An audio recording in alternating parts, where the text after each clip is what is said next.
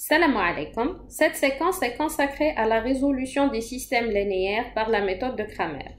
La résolution des systèmes d'équations linéaires est considérée parmi les problèmes mathématiques les plus anciens. Il existe de nombreuses méthodes pour la résolution d'un système linéaire. Citons à titre d'exemple la méthode de substitution, l'inversion matricielle, la méthode de pivot de Gauss, la décomposition de Cholesky ou encore la décomposition en LU. Votre programme d'algèbre se restreint à la présentation de la méthode de Cramer. Cette dernière est considérée comme une bonne application de la notion de déterminant. Alors, un système S est dit de Cramer si seulement si le nombre d'inconnus n est égal au nombre d'équations P est égal au rang du système S R. On dit aussi que S est un système de Cramer ou un cramérien si le déterminant de la matrice associée au système S est non nul. Le théorème suivant confirme qu'un système de Cramer admet une seule ou bien une unique solution.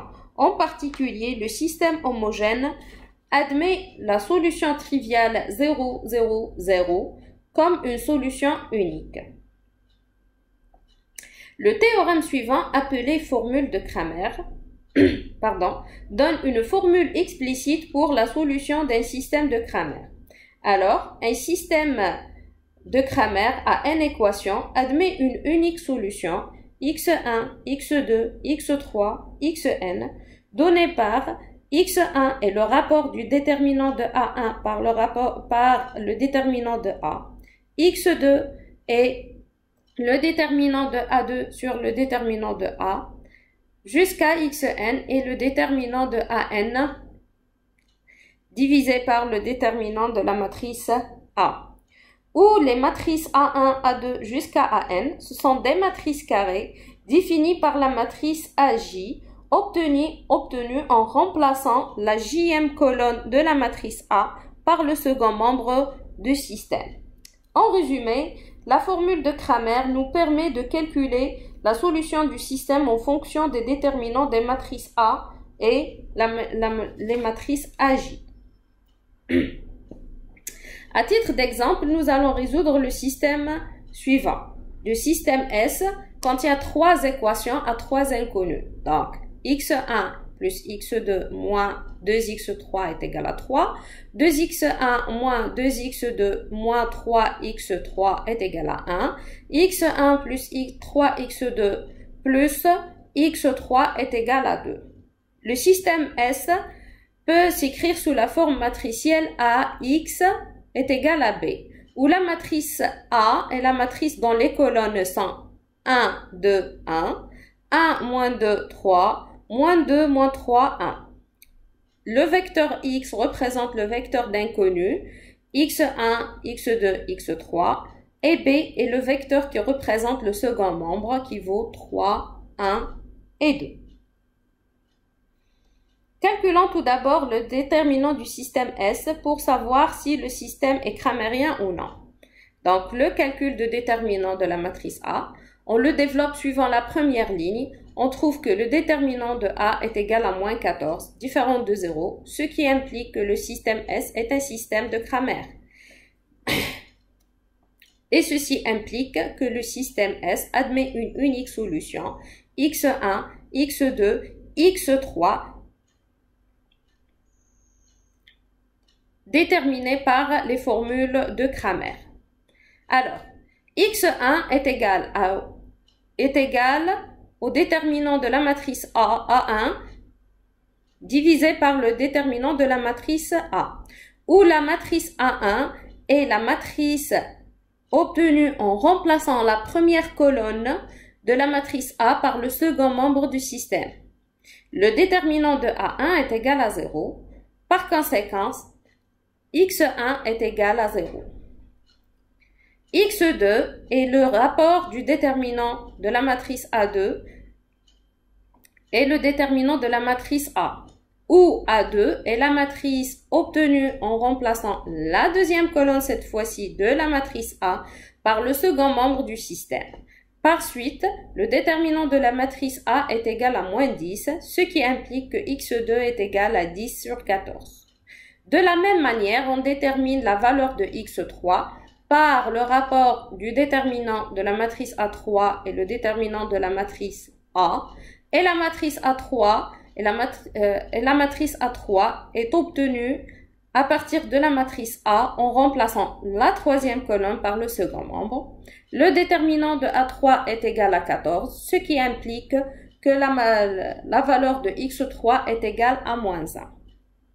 En conclusion, le système S admet une unique solution qui est le triplet 0, 10 sur 14, moins 1. La méthode de Cramer n'est pas la méthode la plus efficace pour résoudre un système, mais elle est utile si le système contient des paramètres, ce qui est montré par l'exemple suivant.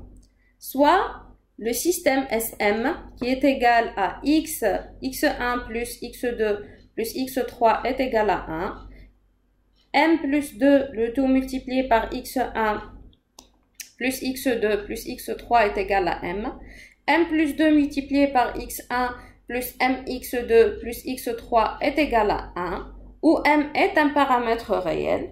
Ce système peut s'écrire sous la forme matricielle suivante. AMX est égal à B, où la matrice AM et la matrice dans les colonnes sont 1, m plus 2, 1, 1m, 1, pardon. X est le vecteur d'inconnu x1, x2, x3 et B représente le vecteur du second membre qui vaut 1, m et 1. Il faut tout d'abord calculer le déterminant du système S pour savoir si notre système est un système cramérien ou non. Donc, le déterminant de AM est égal à m carré moins 1. Pour que SM soit un système de Cramer et admet une unique solution, il faut que ce déterminant soit non nul. Donc, il faut que m carré moins 1 soit différente de 0, ce qui implique que m est différent de moins 1 et 1. Dans ce cas, si m est différent des valeurs 1, moins 1, le déterminant de A est non nul, ce qui implique que le système de Cramer admet une unique solution définie par x1, x2, x3, où x1 est le rapport entre le déterminant de A1 et le déterminant de AM, où A1 est la matrice obtenue en remplaçant la première colonne de la matrice AM par le second membre qui est le vecteur B qui vaut 1, m et 1. Le déterminant de A1 est égal à m carré moins 2m plus 1, ce qui implique que x1 est égal à m moins 1 divisé par m plus 1. x2 est le rapport du déterminant de la matrice A2 par le déterminant de la matrice AM. A2 est la matrice obtenue en remplaçant la deuxième colonne de la matrice AM par le second membre du système, ce qui implique que le déterminant de A2 est égal à 1 moins m carré, d'où x2 est égal à moins 1. De la même manière, on détermine la valeur de x3 qui vaut m plus 3 divisé par m plus 1, ce qui implique que l'ensemble des solutions, dans le cas où m est différente de plus ou moins 1, est égal à, au triplet, dont la première composante est m moins 1 divisé par m plus 1, la deuxième composante est moins 1, la troisième composante est m moins 1 divisé par m plus 1. Voyons maintenant ce qui se passe si m est égal à 1 ou moins 1. Alors, pour m est égal à moins 1, on obtient le système x1 plus x2 plus x3 est égal à 1, x1 plus x2 plus x3 est égal à moins 1, x1 moins x2 plus x3 est égal à 1. La soustraction de la troisième équation de la deuxième, on obtient x2 est égal à moins 1. En remplaçant x2 par sa valeur dans l'expression du système S, on obtient le système x1 plus x3 est égal à 2, x1 plus x3 est égal à 0, x1 plus x3 est égal à moins 1. Il est impossible de déterminer les valeurs de x1 et x3 à partir de ce système-là, ce qui implique que le système S de moins 1 n'admet pas de solution. Voyons maintenant ce qui se passe avec le cas où m est égal à 1. Si m est égal à 1, on obtient le système S1 donné par les trois équations suivantes. On remarque que les deux dernières équations sont identiques, ce qui implique que le système S1 est équivalent au système suivant. x1 plus x2 plus x3 est égal à 1 et 3x1 plus x2 plus x3 est égal à 1. La résolution de ces deux équations implique que x1 est égal à 0, x2 est égal à moins x3 et la valeur de x3 reste quelconque, ce qui implique que ce système admet une infinité de solutions. Ainsi s'achève cette vidéo qui est la dernière pour ce module d'Algèbre 2. J'espère que cette série de séquences vous aura aidé à comprendre un peu les chapitres de ce module. Je vous souhaite une bonne chance et merci.